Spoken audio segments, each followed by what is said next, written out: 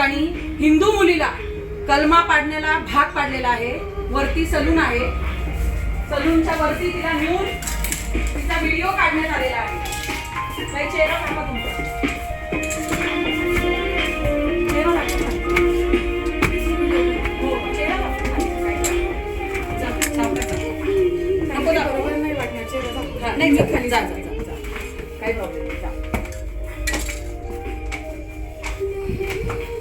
हे बघा, हे प्रिमाइसेस आहे वरचं। या प्रिमाइसेस मध्ये त्या मुलीला ब्लॅकमेल करून तिच्याकडनं कलमा पढून घेतला गेला आणि तिने कलमा पढून घेतला हे कुणालाही बाहेर सांगू नये म्हणून तिला 1 लाख रुपयाची लाच देण्यात आली, परंतु ते तिने पैसे स्वीकारायला नकार दिला होता। त्यामुळे तिला मानसिक टॉर्चर केलं गेलेलं आहे।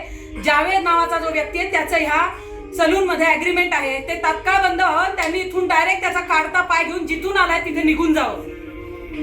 बंद।